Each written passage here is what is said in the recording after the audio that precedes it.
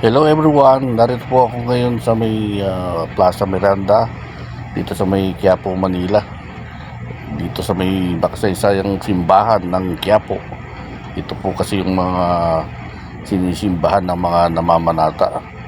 Samahan niyo po ako, mag-walk tour po tayo. Baybayin po natin itong street ng Hidalgo.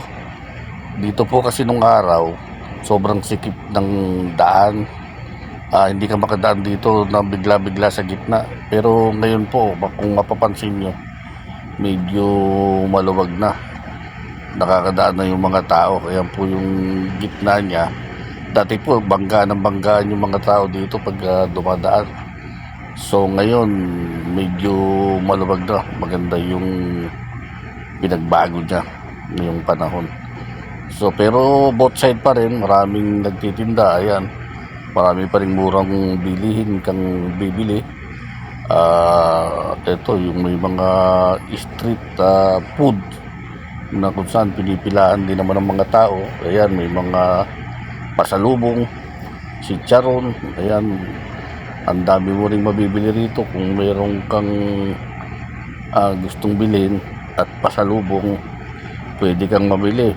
Ano kasi ito parang talipapa na maraming tindahan magkabilang gilid, pwede kang bumili. Ayan mayroon pang sisig na paborito ni JR, napakasarap dito. Gustong gusto ni JR ito at saka Disungyo. Dito rin meron ito, paborito naman ito ni Alagaw at saka ni Bernard. Ito sarap nito. Yan yan ang mga pagkain na yan, gustong-gusto nila yan. Yan, baybayin po natin yung lugar na ito. Maluwag po. Sinashoutout ko po pala yung laging nanonood sa aking video, si Ate Ninita Pinlac. Nanonood po siya sa atin. At saka yung grupo ng mga Ilonggo. Ang dami po nila. Salamat po sa panonood ninyo. At sa mga viewers po natin dyan na mga nasa paligid lang na nanonood, patuloy na sumusubaybay, maraming salamat po. At si Ate Imelda Dayday Fernando, nanonood din po yan ng mga video natin. Thank you po sa inyong lahat yan. Sana patuloy kayong sumuporta kahit medyo maliit lang yung video natin, pero marami rin kayong pwedeng makita. Kung baga, ito po, tindahan ng longgan juice. Kung gusto nyo pong matikman, meron dito. Ayan pa sa mga gilid maluwag na po, ang ganda dito. Ang gandang mamili, lalo na kung may pambili. Nakakatuwa po, may mga prutas. Ayan tingnan nyo po yung mga prutas dito sa mga gilid. Hindi naman po siya masyadong kamahalan, tama-tama lang din sa presyo nya. Ayan po, may mga tumpok, may mga tingi. Ayan saging, meron po dito. Marami po. Yung dulo po dito ay Quinta Market na. Yung dulo-dulo itong binabaybay nating pasilyo. Itong street ng Hidalgo.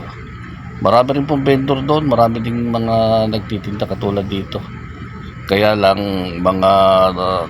marami nang dumadaan sa sakyan doon sa may lugar. Ano na po yan Lacson. Parang Lacson Street na po yun. Ayan po, marami ding gulay may mga talong. Ayan po, may mga price naman. May mga tingi din na tinitimbang yan yung mga gulay na mga nahiwa na per kilo. Pwede kang bumili. Ito, may mga prutas. May ayan ang mga presyo nya. Ayan, itlog na pula, may itlog na puti. Ayan, dito naman, dito yung pang-araw-araw nating ginagamit sa bahay. Asin.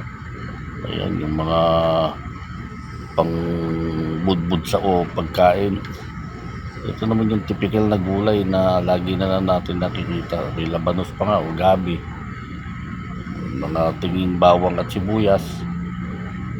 Ayan po, kalamansi, carrots, may manina na nilalagay sa lata, tinitimbang na din yata to, pipino. ampalaya, daming gulay. Okay bumili. Nandito po tayo sa bandang dulo. Ito na po yung Quinta, yun po yung Quinta Market. May nag-iihaw po rito ng pusit. Ito po yung mga street vendors dito. Ayan, dami kang pwedeng bilhin. Ang dami rin po namibili. Ayan, yung pampalamig, buko yata ito. Ito naman, papunta na ng SM itong dulo nito, SM Manila. Yung ano po yun, yung SM na matagal na, lumang SM. Subukan po natin paglakad doon sa bandang dulo na yun. Pasyalandan po natin. Standby lang po kayo. Ayun po, andito na po tayo sa lugar. Ito po yung malapit na sa SM. Marami din dito nagtitinda, both side din yung mga tindahan dito. Mga ano naman to, mga street foods. Pwede kang kumain pag nagugutom ka. May mga prutas din. Ayan, kung gusto mong mamili. Ayan naman yung, ayan, 80 pesos yung lukban. Lukban, hindi ko alam anong tawag sa ano.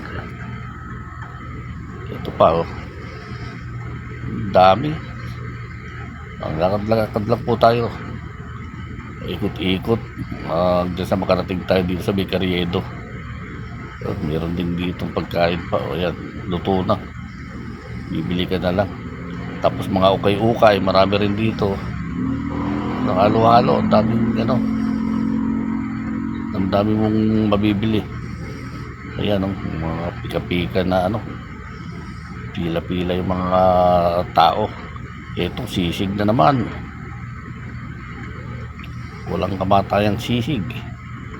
Ang sarap kung kumakain tayo. Pero hindi naman. Ito, meron ditong mga pila mga tao dito. Nagsisikain na. Kasi medyo tanghali na rin po kasi itong lakad ko na ito. Inabutan na ako ng tanghali. Kaya yung mga tao nagkakainan na rin. Buhay na buhay po yung mga tindahan dito. Dito na po ako sa dulo ng Carriedo. Ito po yung area ng katabi ng Isitan. Magkatabi po ito, between lang ito, Isitan at saka SM. Yung pong bandang kaliwa, yung tutubong kung ba, may light chip lang pa po, bandang kaliwa, yun po yung MRT na. Ayan sa banda ron. May mga nagtitinda ng lugaw. So nakaramdam na rin tayo ng gutom. Pero doon tayo kakain sa sa may Globo de Oro sa mosque. Ito po, dito tayo at kakain po tayo ng halal food. Ayan, nakakita po tayo dito ng kainan, Risa Food House. Dito na po tayo kakain. Hanggang dito na lang po ang ating video at makakain muna. Hanggang sa muli, sana po lagi kayo nakasubaybay. Salamat po sa inyong panonood. God bless po sa inyong lahat.